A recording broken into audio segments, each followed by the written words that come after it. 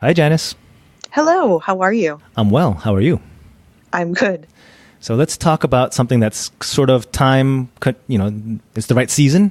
8 tax benefits for buying and owning a home. So have you done your taxes yet? I am in the process of compiling everything because I own my own business, so you know how much goes into that. Yeah, I do. I do all too well. I know all too well. Yes, so it's not a quick process, but it's necessary. So today we'll talk about the tax, like I said, the 8 tax benefits for buying and owning a home. So this is kind of specific to homeowners, but maybe this will also be useful information for folks who are thinking about owning a home. Yeah. Absolutely. All right, so let's start with the first tax benefit of buying or owning a home, deduction for home mortgage interest. This is kind of one of the big ones, why people say that owning a home is more efficient or a better investment than renting. Because when you rent, not only do you not own anything at the end, but the money just sort of goes away. When you own, yes, you'll sort of own the house forever. And even if you own a house based on borrowing, through a mortgage, Yeah. the interest you pay on the mortgage is deductible, meaning I guess, is this too simple to explain what a deduction is? You get to reduce your taxes owed because you paid interest on your mortgage. Now, this is one of my favorite write-offs because you get the document at the beginning of the year, and it shows how much interest you paid the year before, and it's a deduction, which is phenomenal because it's it's not cheap, mortgage interest. So it's a really nice tax benefit. So there's a couple of limitations. The main limitation is that the mortgage cannot be more than $750,000. I don't think many people get mortgages that large. That goes beyond a conforming mortgage, or even beyond a jumbo, I believe. So there aren't too many people with such large mortgages. So I would say this probably won't apply to you. Do you know many folks with mortgages that big? Nope, not so much. Not so much. Yeah. Maybe I need some, to move out in my friend circle a little bit, but no, definitely not. Also, just know that this also includes interests paid on certain HELOCs. For anyone who doesn't know, HELOC is a home equity line of credit, and it's similar to a mortgage. It's more like opening up a credit card account, I guess you would say, on the equity in your house. That's a terrible way of explaining it. Are you able to explain it? Yeah. It makes sense. Yes, it's exactly what it is. Yeah, you're using the equity to borrow from, but you have to pay it back. Correct. And it's more of a revolving situation, whereas a mortgage is you took out a big amount of money to buy the house and you're chipping away at that over 15 or 30 years. A HELOC is a line of credit where you have access to, let's say, $100,000 based on your equity in your house. You don't even have to take it. You can just have like this credit line, and you can actually even draw checks on it. You can buy clothes with that. I mean, whatever you want. I mean, you're the one who's encumbering your house. Right, right. But it's typically used for like renovations and sprucing up your house, things like that. Yes. Okay, so the next tax benefit for buying and owning your house is not only do you get to deduct your home mortgage interest, but you can also deduct your property taxes. Is this a big thing for you, Janice? Yes. Well, because our property taxes are not very cheap. So yeah, if you're in a very good school zone, in most parts of the country, property taxes are sort of correlated to how good the school you're in, or how good is the school zone you're in. Is that accurate to say? Absolutely, yes. So you could get a cheaper property taxes if you move into different areas, but like we knew moving in here, it would be more expensive because our school district is amazing. So yeah, there are some areas in the suburbs surrounding New York where property taxes can easily be in the tens of thousands of dollars annualized. The problem is that number one, in order to benefit from this, you must be itemizing your tax return and not taking the standard deduction. And another problem is that based on the tax reform last year, there's a cap on how much you can deduct. It's called the SALT taxes, or state and local taxes, SALT, and you are capped at deducting up to $10,000, right? So if your property taxes are, like I said, $20,000, $30,000 because you're in one of these elite school zones, you only get to deduct 10,000 of that. So that's kind of a downer. Wow. Yeah, and that's I think the law was signed. The new tax bill was signed into law last year, but didn't take effect until this tax season, if that makes sense. Yes. So I think this April will be the first time a lot of people are saying, what the heck just happened? So keep an eye out for that. Talk to your friends, talk to your CPA, and see if that's really trickling down to everyone at this point. Okay. So number 3, the third tax benefit for buying and owning a home is that you get to deduct points. Janice, are you familiar with points? I am. I have never carried a mortgage with points, but I'm familiar-ish on how it works. Maybe you could explain a little bit better, but... Sure. It's basically you're paying a fee, or, I mean, I don't know why they give these weird names like points, but you're paying a fee up front to lower your interest rate by a tiny fraction. So let's say your interest rate on your mortgage would normally be 4%, or let me be more realistic, 5%, right? But you want to lower that to 4.9% over the 30 years. That can add up to a lot of money, right? So the bank will may be willing to do that for you if you pay a few $1,000s in quote unquote points up front now, right? So that's basically what points are. And yes, you can deduct that fee that you paid to reduce your interest rate. The only catch is that you have to amortize that deduction over the life of the mortgage, meaning you can't, if you paid a $5,000 fee or $5,000 in points, you can't just take the $5,000 deduction now. You have to spread that out over over the life of your mortgage. Yeah. Yeah. So not that great of a benefit. Yeah. But still, anything helps. Agree. Totally agree. Next, number 4, you can deduct PMI or private mortgage insurance. Janice, are you able to explain what private mortgage insurance is? Yeah, in layman's terms, I believe so. That's when your initial down payment is less than 20%.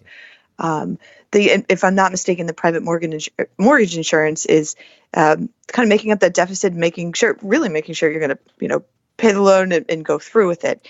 Is that a good way to put that? I know that, we have PMI because we didn't have 20% on a big home. It's pretty expensive, and it's very common to have. Yeah, you got that right. It's pretty much if you don't put down 20%, your bank and sometimes your homeowners association or condo or co-op board will require you to buy insurance because you're sort of a little bit more risky than somebody who's able to put down 20%. And what this deduction means is that the premium that you pay on this insurance can be deductible. So that's a nice little give me back from the fact that you're forced to buy this insurance. Right. Yeah, because you don't have a choice. If they say you're getting PMI, there is no choice.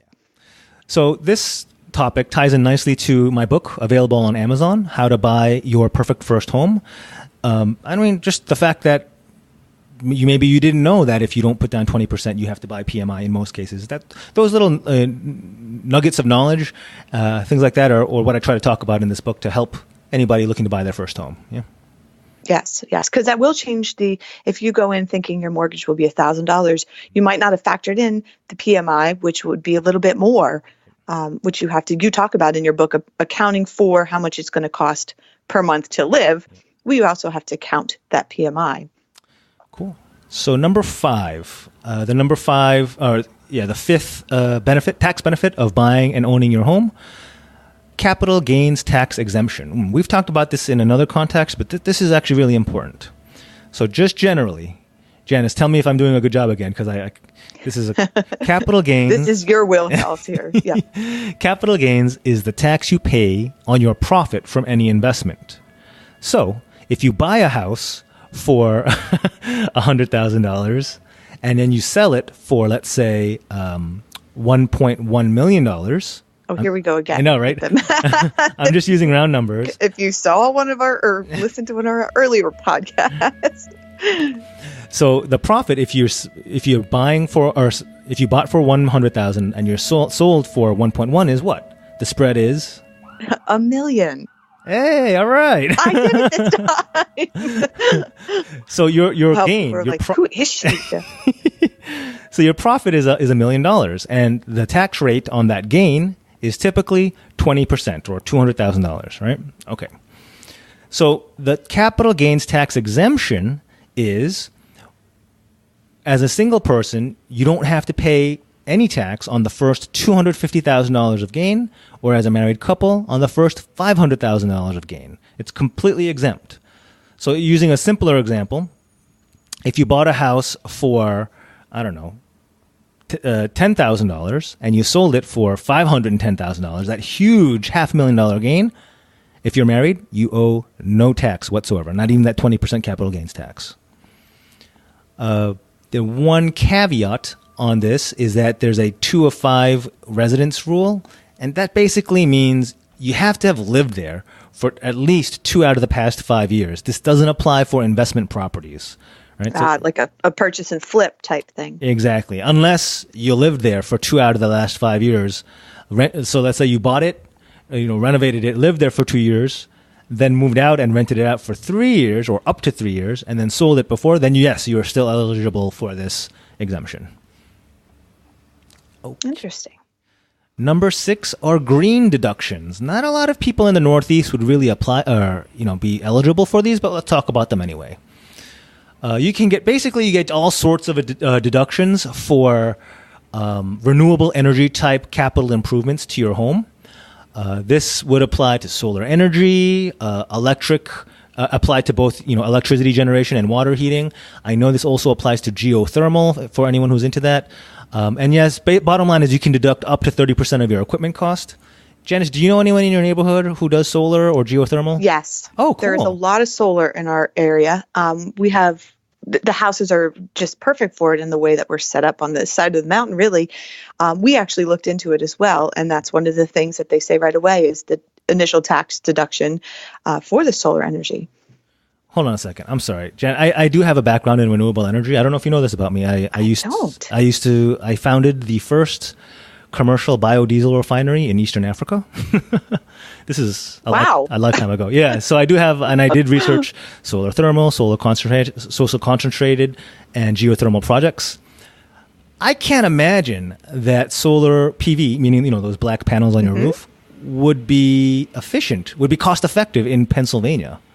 So they explained it, and I might butcher it when I explain this, but it is actually, it's so efficient here that the excess is actually sold back to the local. Yeah, I understand, but it's not that my understanding is there shouldn't be enough sunlight to generate enough to offset the cost of the panels, unless the panels have dropped in cost so much since I was into this about 10 years ago. Maybe that's the case. They are, well, I can't say, they're definitely cheaper than 10 years ago, but they're very expensive. Yeah. But if you see, we went through this too. We had to weigh it out. Yeah. Is the initial cost, versus but it is less expensive and it does generate enough.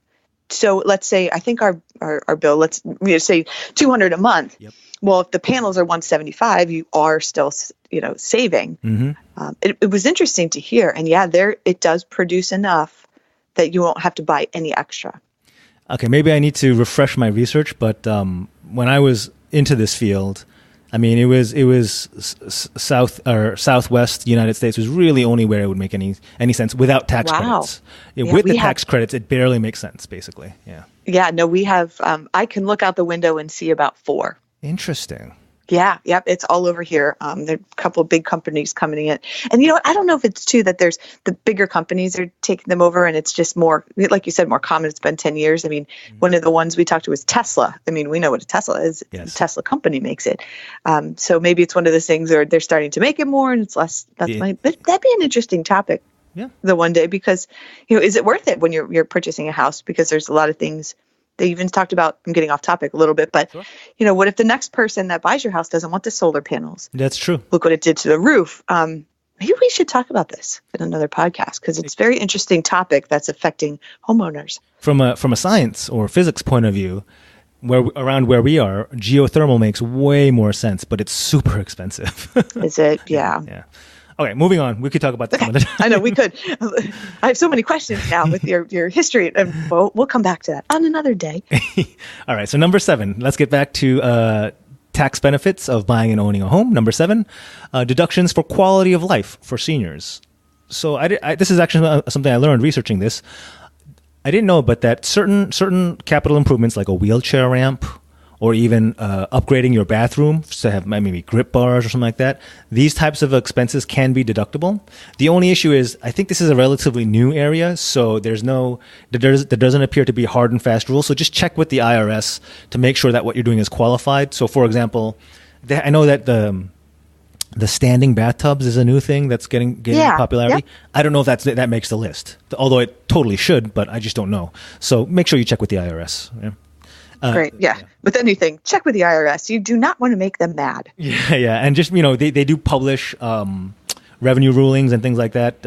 Or ask your CPA to check with the IRS before you invest, whatever, $5,000 in a standing bathtub. Yeah. Okay, last one. The eighth and final tax benefit of owning a home, or not the final one, but from our list, is deduction for working from home. Okay. So, and this applies to you, Janice, and it has applied to me in the past. Yeah. Yes. You are allowed to deduct up to $5 per square foot, up to 300 square feet, or $1,500 a year, for home business or home office deduction. Right? So this is basically if you have set aside a portion or a quadrant or a room in your house or apartment that is dedicated workspace up to 300 square feet, you can deduct the value of that as your rent. Meaning, let's say you're paying rent or you own a house, you can deduct some of that. Janice, do you take advantage of the home office deduction? I do, because this is a tread lightly audit magnet fest here when you're talking about working from home and is it deductible. But I can say with certainty that my specific area is 100% work related. You'd have to really talk to your CPA if you're conducting work at your kitchen table and then you sometimes move to the couch and you don't have an actual space. But my home office is an office. There's a door. It's actually really fantastic because I have it. I can lock it. I can lock everyone out of it. Nice. Yeah, right. But it's an actual office. There's nothing else in this room except for my office and maybe a cat sometimes. But generally, it is just an office. So that's great. When I go to my CPA, they know I have the exact measurements of the room versus how much square footage the house is, and they can take care of it that way. All right, Janet. So I worked from home for years in the past, and I never availed myself of the home office deduction. And here's why. Even if I did everything you described, I'm going to be a real downer here, by the way, just warning. Yeah, please, sure. Even if I did everything you said, and I did it, documented completely perfectly, the risk of additional audit was not worth the benefit of the tax deduction for me. So if I was able to deduct $1,500 and my tax rate was whatever 25%, I'm essentially saving $400, right? Right. A little less. Saving $400 was not worth it for me because I knew the risk that this would draw an audit. And I don't mean it would draw an audit and I would have to defend this particular issue. When you draw an audit, it's everything else. They look at everything. Right. And it's almost like, look, I started an audit. I need to find something to justify the time I spent on you. So they're going to find something. So for me, the $400, because again, this is capped at $1,500 a year, right? It just wasn't worth. It. And it's not just this. There's another area, deducting miles on your car that you use for business. Those are two areas that they loved. It's just like almost like an automatic red flag. So for that reason, I just never availed myself of it, and I hope the best for you, of course. Well, thank you. But that's and I totally understand that an audit is could definitely happen at any point, and I think that's why you cross your I's, you dot your T's, and if you just make sure you make all the right choices and don't write down something that isn't supposed to be there. A little less of a chance of it being a problem. And I think that's what I mean about my space is just an office. So if I would welcome them to come in and sit down in my little seating area and see that it's an office. Don't welcome them in. No, definitely not. That was totally being facetious there. But, it would be very easily defendable. Sure. Look, here's the office minus the cat. It's an office. Can't keep her out, though. I've tried. So which you might get to meet her, when we do this face to face for everyone, but is what it is. But anyway, for me, it was definitely worth the risk for that deduction because of my own business. Okay, very good. Like every situation is different.